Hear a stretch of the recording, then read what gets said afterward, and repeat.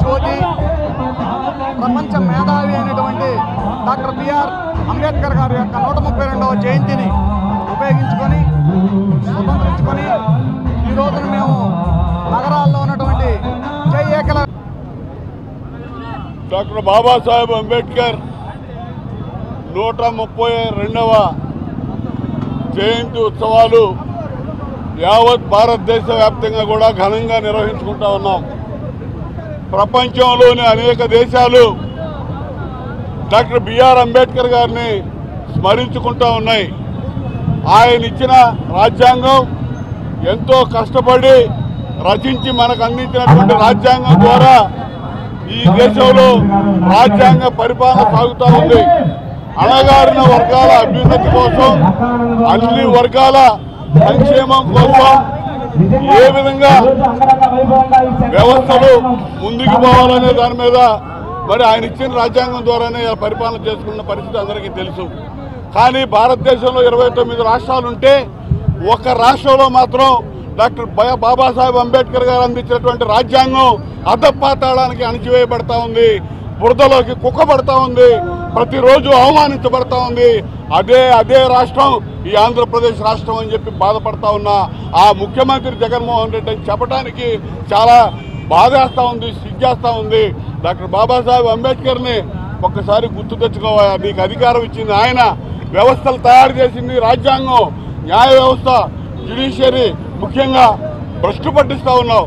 కార్యనిర్వాహక వ్యవస్థని నీ చెప్పు కింద వాడుతూ ఉన్నావు. నువ్వు లెజిస్లేచర్ వ్యవస్థకి విలువ లేకుండా చేశావు.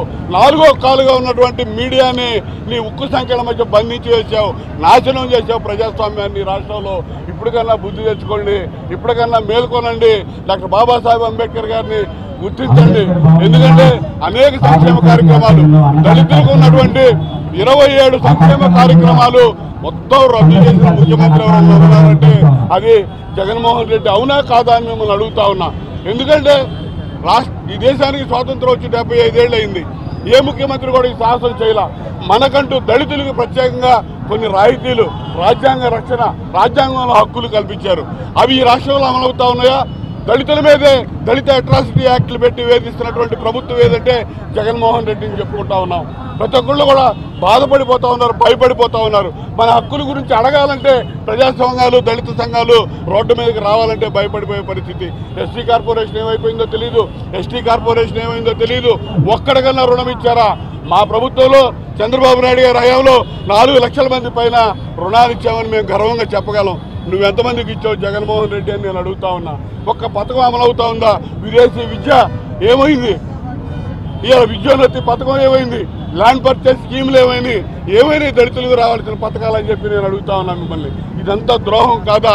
దళిత వర్గాలను కానీ వ్యవస్థలను కానీ అన్ని రకాలుగా భ్రష్టు పట్టించి అంబేద్కర్ గారికి తీరని అవమానం చేస్తున్న జగన్మోహన్ రెడ్డి గారు ఈ జయంతి సందర్భంగా అన్న కొంచెం మనసు మార్చుకోవాలని చెప్పి ఆలోచన చేస్తూ వారికి విజ్ఞప్తి చేస్తూ ఈ సందర్భంగా మరొకసారి ఆ మహానుభావుడికి 132వ జయంతి శుభాకాంక్షలు రాష్ట్రంగా సెలవు తీసుకుంటా ఉన్నాం.